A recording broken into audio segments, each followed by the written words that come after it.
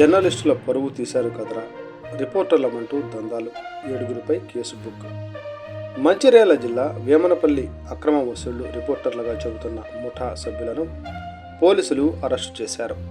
నిందితుల వద్ద కారు, 90,000 నగదును స్వాధీనం చేసుకున్నారు. వీరిపై పలు సెక్షన్ల కింద వివిధ స్టేషన్లలో కేసులు నమోదైనట్లు ఏసీపీ తెలిపారు. ఈ మధ్య కాలంలో డబ్బులు అక్రమంగా సంపాదించాలని ఎంతోమంది ఎన్నో రకాలుగా ప్రయత్నాలు చేస్తున్నారు.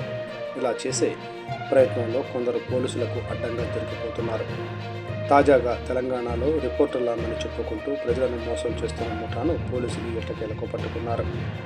వారి నుంచి భారీ నగదు స్వాధీనం చేసుకున్నారు. పోలీసులు తెలిపిన వివరాల ప్రకారం మంచిర్యాల జిల్లా వేమనపల్లి మండలానికి చెందిన తుంగా రమేష్, జిల్లపల్లి పోసం, చొప్పదండి జనార్దన్, డొబ్బల విష్ణు, తోడేటి సంతోష్, మాసాని తగడం వెంకటేష్, రమేష్ తదితరులు బియ్యం, పశువుల వ్యాపారులను బెదిరించి బ్లాక్ మెయిల్ చేసి వారి వద్ద నుంచి పెద్ద మొత్తంలో డబ్బులు అక్రమంగా వసూలు చేయడంతో పోలీసులు వారి ఆట కట్టించారు.